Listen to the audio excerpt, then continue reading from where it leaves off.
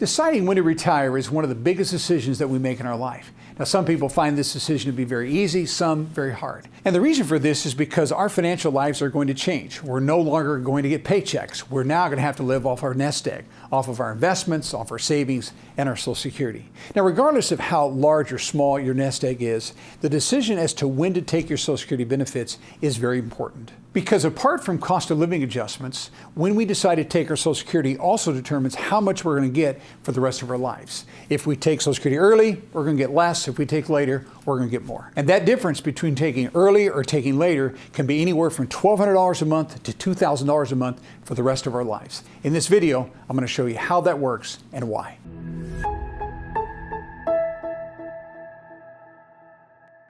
All right, I want to begin this video by making sure that everyone understands their exact full retirement age, okay, because that's very important as we make this decision. So let me make this real clear here. 1943 to 1954, anyone born between those years have a full retirement age of 66 and 0 months. Okay, but after 1954, the government began to add 2 months to everyone's full retirement age. And so what happened? Anyone born in 1955 has a full retirement age of 66 plus 2 months. Anyone born in 66, it'd be 66 plus 4 months. Born in 1957, they added 6 months. 1958, they added 8 months. In 1959, they added 10 months. And then anyone born in 1960 thereafter has a full retirement age of 67. All right, so that's the first thing we have to know, what our exact full retirement age is. Now, for the sake really of simplicity, we're just going to talk about people now that are 1964. So I actually, for my examples, I'm going to use a full retirement age of 67. Now, if you are born in 59 or before, everything I'm teaching is still going to apply for sure, but I'm just going to use this as my example. So what I'm going to teach you next will be the exact formula that is used for us by the Social Security Department to determine what our Social Security benefit is going to be. All right, so here's the formula. First off, Social Security is always going to take our top 35 years of earnings. And they're going to use that to calculate what our benefit's going to be. And so as we continue to work, if our income is higher later in our life, some of those lower earning years are going to be eliminated. But they always take the top 35 years. Now, let's suppose someone only has 30 years paid into Social Security. Then again, that's going to be your top 30 years, but they're still going to have, they're going to count 35, so you're actually going to have some zeros, which actually hurts people, okay? But it's the top 35 years. And then what happens is they use an inflation index to bring that money up to current. So all the money we made from early age up until age 60, they apply an inflation index to bring that up to current value. And then once we're 60, everything after that is just going to be real dollars that we made that particular year. All right, so the point is an inflation index is applied to our years earlier. And then what happens, that comes up with a number they call our lifetime earnings. So all the money you made during that 35 years, they take the bulk of that. And again, that would be a very large number. And they divide that then by 35 years, which would be 420 months. Lifetime earnings divided by 420, the 35 years, then gives us what we call our average index monthly earnings. This is called the AIM, all right? And the AIM is a very important number that we're looking for. So we have our average index monthly earnings, all right? So those, that equation then is used by Social Security to determine this. So we take this average index monthly earnings, and again, we have the AIM. And in this example, I'm saying that someone has an AIM, average index monthly earning, notice here, of $5,000. And this would be really about average right now. And so once we have our AIM established, then what they do is they apply the AIM to what we call bend points. Bend points. And they call them bend points because if you looked on a graph, you have a point here and a point here and a point here. So they're bending. That's the purpose of that. And so what you're going to see is that the bend points, the percentages have not changed for years, but the numbers are going to change every year based upon inflation.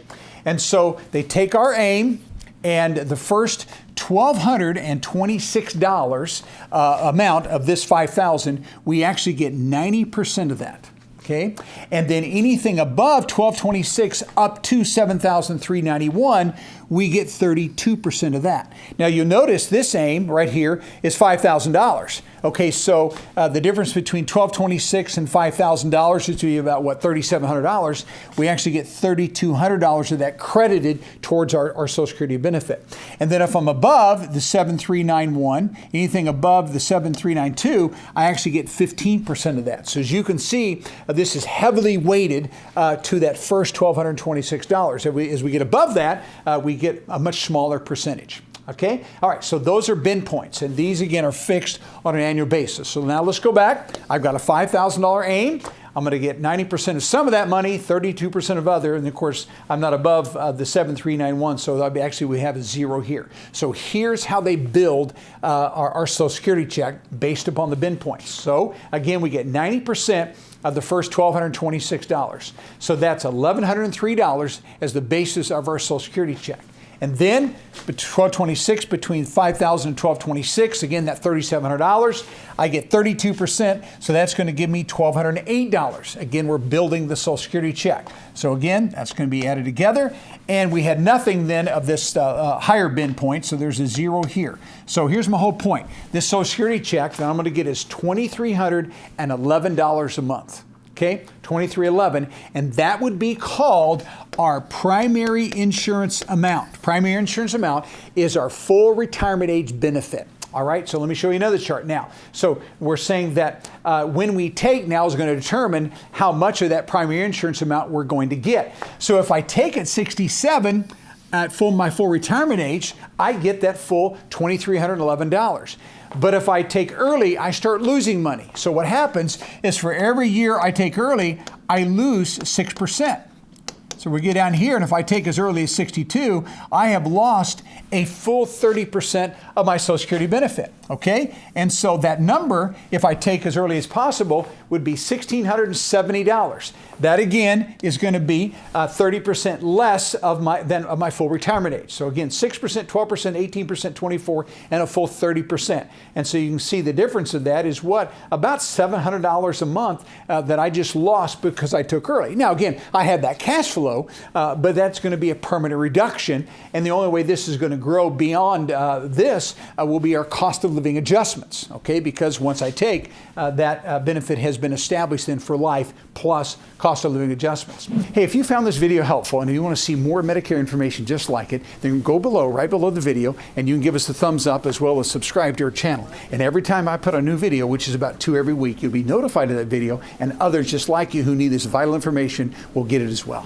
Now, another thing I want to talk about, if someone does decide to take their Social Security benefits before full retirement age, if you decide to keep working, you're also, you can only make so much money. We call this the earnings test. I want to clarify this. So during these years, it's very low. Right now, we can only make $23,400, and for every $2 I make above the earnings test in these lower years, then they take $1 out of my Social Security check. Let me say it again. So for every $2 above, they take $1 out of my benefit. So let's say I'm $6,000 above that in my working wages, then they're going to withhold $3,000 of Social Security checks. And so the point is they're going to withhold 2 months worth of checks, and they set that penalty aside, and then after that money's been set aside, then they turn on my Social Security checks. All right, that's called the earnings test. So anytime I continue to work and I'm taking Social Security at the same time, if I'm above that limit, then I'm going to be penalized for that. They set that money aside. Every $2 above, they take $1 out. Now, the year I turn my full retirement age, not quite there yet, but the year I turn, this amount actually goes up to $62,160. This is the year I turn my full retirement age. So all those months prior to hitting my exact full retirement age, I now can make $62,160, a lot more money. And the penalty is for every $3 above that limit, they take $1 out of my Social Security check. So again, these are earnings test numbers. Now, once I hit my full retirement age, there is no earnings test. I can be taking Social Security and I can make $1 million a year. There's no impact at all to my Social Security check. All right. Now, for those people who decide I'm not going to take it for retirement age, they actually can grow their account, and this account is going to grow at 8% a year. 8%, 16%, and now 24%. So I can actually increase that amount by 24%. Okay? And so if I were to wait until age 70, now that benefit becomes $2,865, 24% above my full retirement age benefit. All right? And so you can see here the difference between 62 and 70 is what, about $1,250 on a monthly basis. So that is a big deal. Now, the whole key is, now if I go ahead and wait here, I certainly need a little bit longer to know this is a good decision, normally to be in the low to mid 80s, but if I live 82, 83, 84 beyond that, then I know that would have been a good decision. All right, but the whole point is when I take early, I'm going to take less, and that's going to be that permanent reduction. Now, let me just give you another example. Okay, here's a second example, and this is someone that has an aim of $7,000. In other words, they're making more money. Remember, first example was $5,000. This is someone that has $7,000 after the 420 months was divided into lifetime earnings. Again, the bin points are still going to be the same. They're established. These change annually, of course, so these are for 2025. So let's look at how we build our Social Security check in this example. So again, we're going to get 90% of the first 1226. That number's fixed. That's 1103. And now, between 1226 and 7,000, I'm going to get 32% of that. So again, $1,848. I'm still not above this number here, so I'm not going to get any of the 15%. So that's going to be a zero. So now my check is $2,951, higher than the other one because my aim is higher here. And so as we look at this full retirement age benefit, if I take at age 67, that's what I'm going to get, $2,951. And again, if I take full 5 years early, I've lost 30%. That's going to be $2,066. So I lost about almost $900 a month by taking early. Or I can grow that benefit to age 70. It's going to be $3,659. So you can kind of see what's going on here. If I take between 62 and 70, that is what? That's about $1,600 difference a month for a lifetime basis, okay? And so again, you got to make the decision whether it's really worth it to lose that much money of your Social Security check. Let me just show you one more example, someone that made even more money than the $7,000. Hey, if you come to a place where you know you're going to have to make some Medicare decisions pretty soon, the best way to do that is to click up here in this right-hand corner, and you'll have an opportunity to be able to book a call with one of our Medicare guides. All the guides around here I have personally trained, and they truly are professional. They'll answer your questions, and they'll show you different Medicare options to make sure that you're confident in the decision that you make. This example is someone that had lifetime earnings divided by 420 months, and they actually had an aim of $10,000. Okay, and so as we look at their Social Security check, again, we have the same bin points. That has not changed. And now let's see how their check will be built. And so we have the first 90%. That's going to be the same. That's a fixed amount for everyone. But the difference between 1226 and 10,000, now we're going to get into that third bin point. So in between this area here, between 1226 and 7391, we get 32%. That gives us $1,973. And now we're above that, so all the money above that up to $10,000, we get 15% of that. So they get some benefit from the third bin point. So their total check is going to be, again, $3,467 at their full retirement age. Again, remember, that's called the primary insurance amount. This is the number and verbiage that Social Security office uses. So that's our primary insurance amount. If I take early, I take $2,427. Lost about, what would that be just from full retirement age to there? That's about $1,250 on a monthly basis. Again, I can grow it at full 24%. So now I'm almost $4,300 in a monthly benefit. So as you can see, the difference here is going to be about over $1,800 a month, about $1,850 a month between the earliest I could take and the latest that I would take. We never ever take our Social Security beyond age 70 because, again, it can't grow anymore beyond that other than through cost of living adjustments. Okay, so the whole point is this. As you go through your analysis to decide about when to take your Social Security, folks, number one, I do not think the Social Security system is going to go away. I understand they're going to have to certainly strengthen it up. I believe they'll be doing that here in the next couple of years, but it's not going to go away. And so don't take it just for that reason because you're trying to get it because you think there will be no Social Security for you in the future. I don't think that's the case at all. And so you have to decide, do I have to have the cash flow now? Am I willing to take that less money?